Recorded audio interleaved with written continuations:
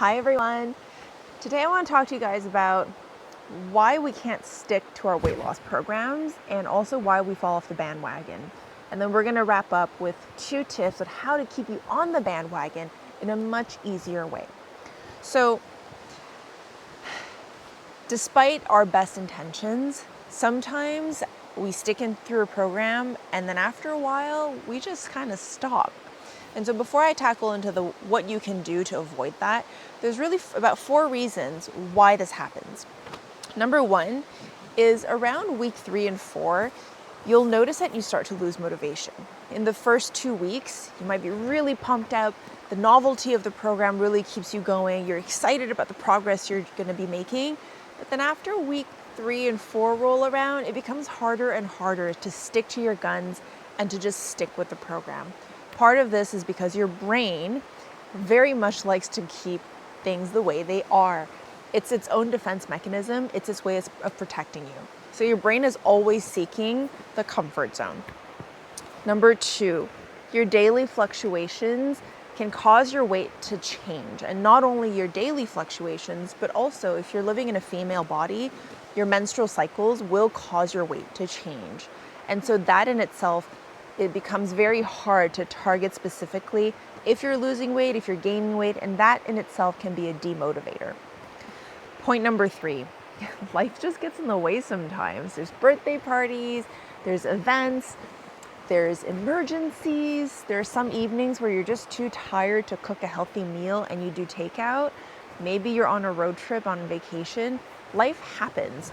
And so this stuff sometimes just gets in the way of you being on track of your program. Last but not least, over time, we tend to slack. This is very similar to point number 1, but essentially, as life happens, priorities shift. And so the priority of eating well and staying on track with your program and losing weight gets very easily pushed to the wayside. And we forget to prioritize ourselves and our own well-being. Okay, so those are the 4 reasons why we tend to fall off the bandwagon. Now, how can you actually stay on? So here are 2 tips that are a no-brainer and that will guarantee that you will stay on track and that you will maintain consistency for the long run. So tip number 1 is form consistent habits, but start super, super small.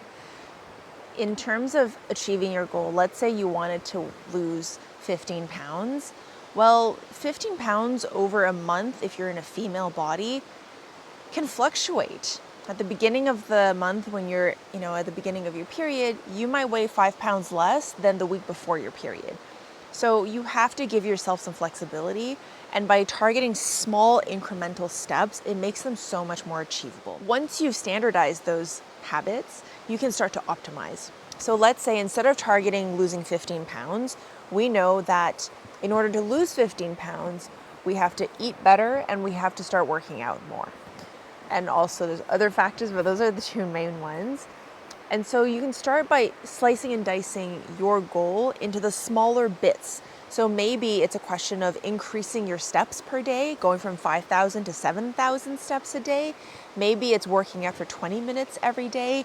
Maybe it's instead of eating 3 meals that are filled with carbs, you trim it down to just 2 meals that are filled with carbs. So start as small as possible. Do it for up to 2 to 3, even 4 weeks. And once you see that you can consistently maintain it intuitively without really thinking about it, then you can layer on an additional habit, or you can just increase it. So instead of going from 6,000 to 7,000 steps, maybe you go from 6,000 to 10,000 steps a day, and maybe you cut down all of your carbs completely. All of these things, and again, all of these habits are very different for every person. It's extremely individualized and personalized. So what works for me might not work for you. You have to assess your own lifestyle. And this is where a health practitioner, it could be a trainer, it could be your doctor, it could be a naturopath, but a professional can really help you stay on track and help you see things from a bird's eye view. And this is tip number 2. This one is super important. So as I said earlier, life happens sometimes. And I know for a fact that when it's Chinese New Year, I eat so much. It takes me like a good 2 weeks to get back on track, but I do get back on track.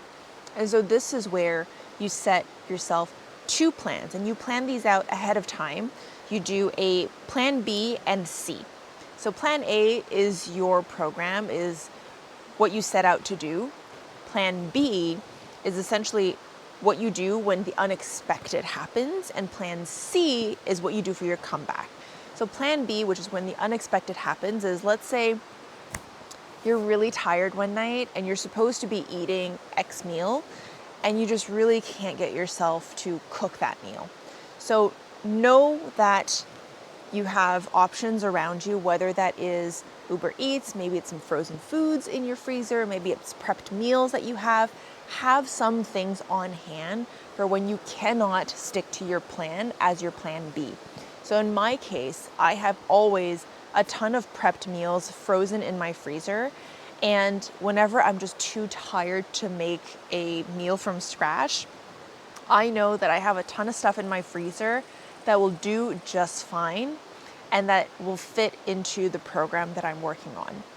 Plan C is really when you have to do a comeback. So this is kind of like after my celebrations, after the holidays. Plan C is, what is the program to get me back on track? Is it, if it's too hard to suddenly, if I was working out 5 days a week, let's say, and after the holidays, I'm down to working out 0 days a week, well, maybe my plan C program is to ramp up my workouts slowly but surely, starting with 2 days a week, and then 3, and then 4, and then back to 5.